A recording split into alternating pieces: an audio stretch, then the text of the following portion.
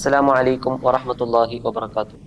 പ്രവാചക പ്രഭു ഹബീബ് റസൂലുള്ളാഹി സ്വല്ലല്ലാഹു അലൈഹി വസല്ലമ തങ്ങളുടെ മാതൃകകളെ കുറിച്ചാണ് ഞാൻ ഇന്ന് ചർച്ച ചെയ്യുന്നത്. തിരുനബി സ്വല്ലല്ലാഹു അലൈഹി വസല്ലമ തങ്ങളുടെ ജീവിതം ഒരു ചരിത്ര പാഠമല്ല, മറിച്ച് പ്രായോഗികമായി ഇന്നും വഴികാട്ടുന്ന ഒരു ജീവിത മാതൃകയാണ്. തിരുനബി സ്വല്ലല്ലാഹു അലൈഹി വസല്ലമ തങ്ങളുടെ ജീവിതം എടുത്തു നോക്കിയാൽ പരിസ്ഥിതിയുമായി ബന്ധപ്പെട്ട്, സഹവർത്തിത്വവുമായി ബന്ധപ്പെട്ട്, സൗഹൃദവുമായി ബന്ധപ്പെട്ട് ഒരുപാട് ആളുകൾക്ക് പ്രകാശമേകുന്ന ജീവിതമാണ് നമ്മളെ ഇതിനെ നോക്കുകയാണെങ്കിൽ ഇവിടുത്തെ ഒരു ഹദീസ് ഞാൻ കാണുന്നുണ്ടായി. നബി തങ്ങളെ ഈ പരിസ്ഥിതി നോക്കുന്ന സമയത്തിൽ നബി തങ്ങൾ ഈ ചെടി നടുന്നതായി ബന്ധപ്പെട്ട് ഞാൻ ഈ അടുത്ത് ഒരു ഈ പരിസ്ഥിതിയുമായി ബന്ധപ്പെട്ടൊരു വീഡിയോ ഞാൻ കാണുന്നുണ്ടായി. നബി തങ്ങൾ പറയുന്നതല്ലേ, ഈ ക്യാമ നാളെടുക്കുമ്പോഴായും ഒരു ചെടി നട്ടാൽ അതാണ് അവർക്ക് ഏറ്റവും ഹൈർ എന്ന് പറഞ്ഞത്. അപ്പൊ ഈ ഒരു ഹദീസിനെ തന്നെ എത്രത്തോളം പരിസ്ഥിതിയെ പരിഗണിച്ചിരുന്നു. അത് ഈ ആധുനിക ലോകത്തേക്ക് ചേർത്ത് വായിക്കുകയാണെങ്കിൽ ഇന്നും ഓരോ മനുഷ്യർക്ക് നബി തങ്ങൾ വിമർശിക്കുമ്പോൾ ഈ ഒരു പരിസ്ഥിതിയുമായി ബന്ധപ്പെട്ട് എത്രത്തോളം നബി തങ്ങൾ ഈ പരിസ്ഥിതിയെ പരിഗണിച്ചിരുന്നു, ലോകത്തെ എങ്ങനെ പരിഗണിച്ചിരുന്നു ഇതിന് തെളിവല്ലേ. ഇതുപോലെ തന്നെ വേറെ സഹവർത്തിത്വമായാലും മറ്റുള്ളതായാലും ഇപ്പോ സ്നേഹബന്ധം നിമിത്തങ്ങൾ ഇങ്ങനെ കുടുംബത്തില് നിമിത്തങ്ങൾ അവിടെ ഹദീസ് പറഞ്ഞു ഖൈറുക്കും ഖൈറുൽ ലഹരി. ഈ ഹദീസിനെ നമുക്ക് കൂടുതൽ കാര്യങ്ങൾ വ്യക്തമാകുന്നുണ്ട്. എങ്ങനെ വെച്ചാല് നിമിത്തങ്ങൾ പറയാണ്, ഒരു കുടുംബത്തില് ഒരു സ്വഹാബി ഉണ്ട്, നിമിത്തങ്ങൾ കാണാൻ ഒരു ദിവസം വരികയാണ്. അപ്പൊ നിമിത്തങ്ങൾ വന്നപ്പോ അങ്ങനെ ഒരു രാജാവ് ഇരിക്കാനോ, അപ്പൊ നിമിത്തങ്ങള് ഈ മദീനത്തെ രാജാവ് ഭരിക്കുന്ന ഒരാളാണ്. അപ്പോ അങ്ങനത്തെ ഒരു ഗാംഭീര്യമുള്ള വസ്ത്രത്തിലേക്കാരം ഇങ്ങനെ വലിയ വസ്ത്രത്തിൽ നല്ല നിലയിലേക്ക് ഇരിക്കണമെന്ന് ആ മനുഷ്യനെ സ്വഹാബി ഇങ്ങനെ മനസ്സിൽ കരുതി പോകണം.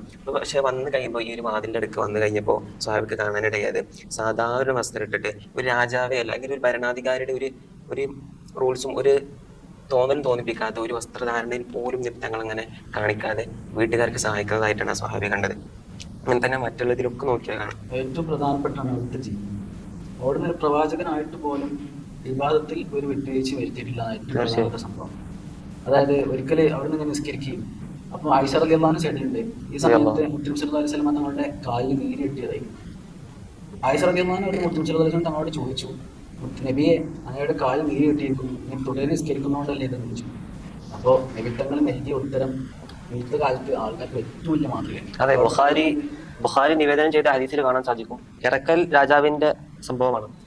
ഹിറക്കൽ രാജാവിന്റെ സംഭവം എടുത്ത് നോക്കിയാൽ അദ്ദേഹത്തിന്റെ ഭരണം നിൽക്കുന്ന സ്ഥലത്ത് മക്കയിലെ ആളുകൾ വ്യാപാരത്തിന് വരികയും ആ സമയത്ത് ഹിറക്കൽ രാജാവ് പറയുന്നുണ്ട്, മക്കയിലുള്ള ആരൊക്കെ ഈ കച്ചവടത്തിൽ വന്നിട്ടുണ്ടെന്ന് ചോദിച്ചപ്പോൾ അവിടെ നിന്ന് ചോദിക്കുന്നുണ്ട്, മുഹമ്മദ് റസൂൽ നിന്ന് എന്തെങ്കിലും തെറ്റ് നിങ്ങൾ കണ്ടിട്ടുണ്ടോ എന്ന് പ്രധാനമായിട്ട് ചൂണ്ടിക്കാണിക്കുന്നുണ്ട്.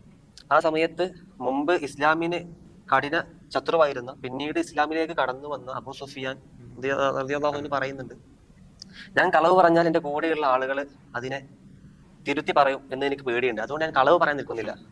അവിടുന്ന് അബൂ സുഫിയാൻ റളിയല്ലാഹു അൻഹു പറഞ്ഞത് ഇല്ല എന്ന് പറയുന്ന ഒരു വാക്ക് പോലും റസൂലുള്ളാഹി സ്വല്ലല്ലാഹു അലൈഹി വസല്ലം ഉണ്ടായിട്ടില്ല എന്നുള്ളതാണ്. ഈ നബി തങ്ങളെ കൊല്ലാന്, അതായത് നബി തങ്ങളെ വധിക്കാൻ എന്നുള്ള ഒരു മെന്റാലിറ്റിയോട് കൂടെ പിന്നെ ശത്രുക്കൾ കൂടെ നിൽക്കുന്ന സമയത്തും ഇതേ ഒരു ചോദ്യം ഒരു ശത്രു ഇവിടെ ഇരുന്ന സമയത്തും ഇതേ മറുപടിയാണ് ഓർക്കുന്നത്.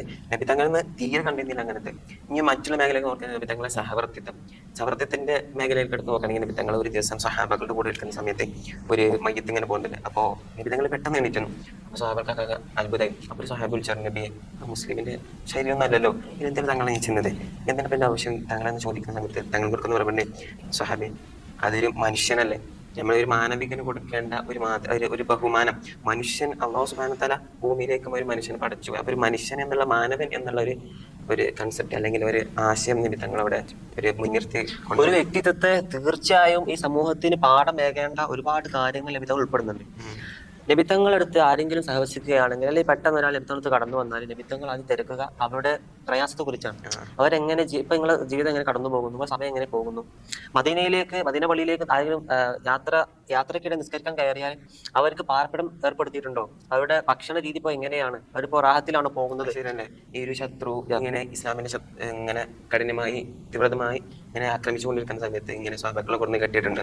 അപ്പൊ ഈ കെട്ടിയിട്ടുള്ള സമയത്തും ശിക്ഷിക്കുന്ന സമയത്തും നബിത്തങ്ങൾ ചോദിക്കുന്നുണ്ട്, അദ്ദേഹത്തിന് അതൊക്കെ റെഡിയാക്കി വെച്ചിട്ടുണ്ടോ. നമ്മൾ പണ്ടൊക്കെ നമ്മൾ കേൾക്കാറുണ്ടല്ലേ.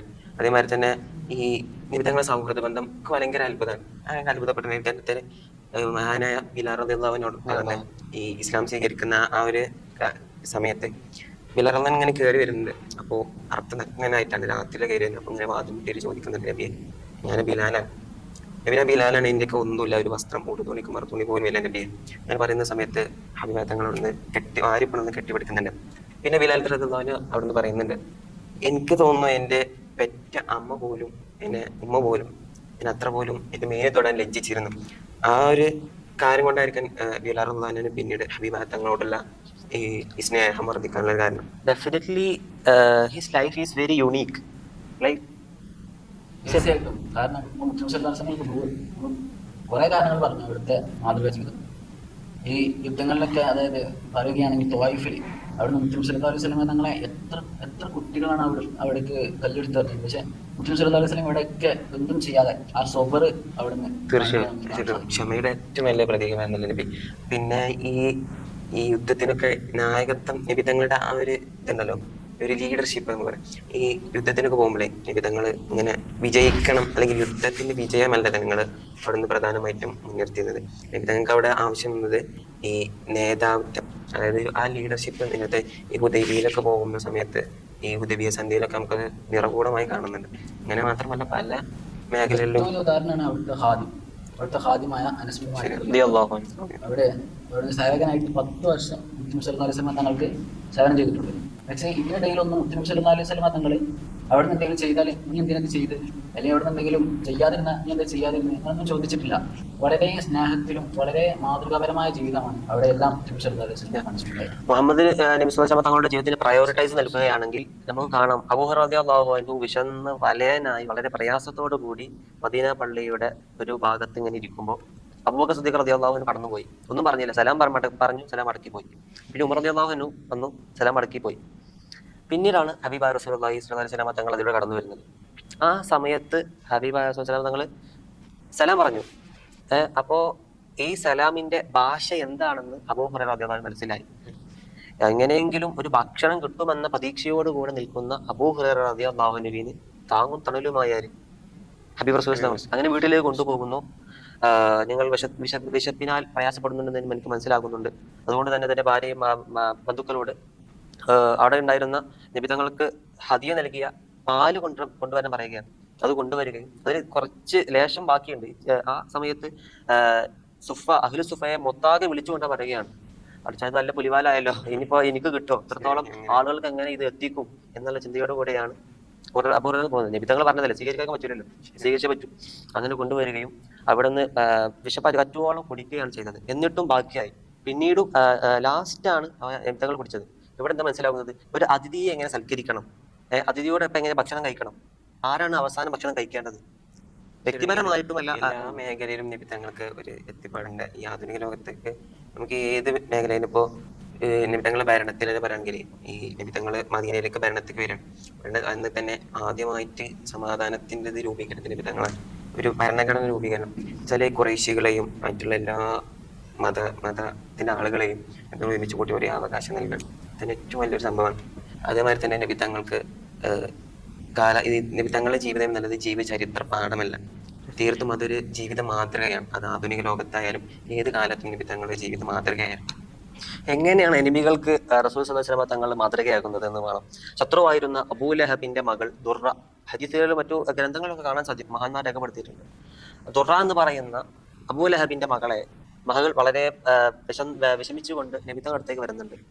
ആ സമയത്താണ് നബി തങ്ങൾ ചോദിച്ചു, എന്താ മോളെ വിഷയം, ചെറിയ കുട്ടിയല്ലേ, എന്താ മോളെ വിഷയം, എന്താ സങ്കടപ്പെട്ടിരിക്കുന്നു ചോദിച്ചപ്പോൾ, എന്റെ ഉപ്പയിലേക്ക് ചേർത്തിക്കൊണ്ട് പലരും എന്നെ കളിയാക്കുന്നുണ്ട്, എന്നെ മാനസികമായി തളർത്തുന്നുണ്ട് എന്നൊക്കെ പറഞ്ഞപ്പോൾ അവിടെ നിന്ന് ഹബീബായ റസൂൽ പറഞ്ഞത് സഹാബാക്കളെ വിളിക്കുകയും അവിടെ നിന്ന് ശക്തമായി ഒരു കൽപ്പിക്കുക എന്ന് പറയല്, അങ്ങനെ പറയുകയാണ്. ആരാണ് ഇങ്ങനെ ചെയ്യുന്നത്, ഇനി മുതൽ അങ്ങനെ ചെയ്യരുത്, ആരെയും നമ്മൾ വ്യക്തിപരമായി കളിയാക്കരുത്. ഒരു സഹവർത്തിത്വം, ലൈക്ക് ആ ഒരു ജീവിതത്തിൽ എങ്ങനെ ഒരാളോട് സംവദിക്കണം, എങ്ങനെ ശത്രുവായിരുന്നിട്ട് പോലും സ്നേഹത്തിന്റെ ബാഷ്പകിരണങ്ങളാണ് ഇവിടെ നിന്ന് മുന്നോട്ട് വെച്ചത് എന്നുള്ളതാണ് മനസ്സിലാക്കാൻ സാധിച്ചത്.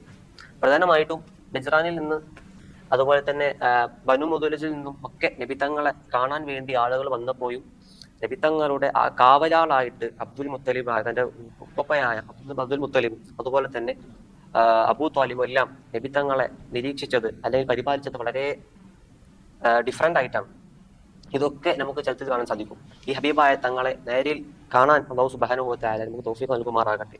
അവിടുത്തെ വ്യക്തി ജീവിതം അനുധാവനം ചെയ്തുകൊണ്ട് നമുക്ക് ജീവിക്കാൻ സാധിക്കണം എന്ന് പറഞ്ഞുകൊണ്ട് ഞങ്ങളുടെ ഈ ചർച്ച ഇവിടെ അവസാനിപ്പിക്കുന്നു. അസ്സലാമു അലൈക്കും വറഹ്മത്തുള്ളാഹി വബറകാതുഹു.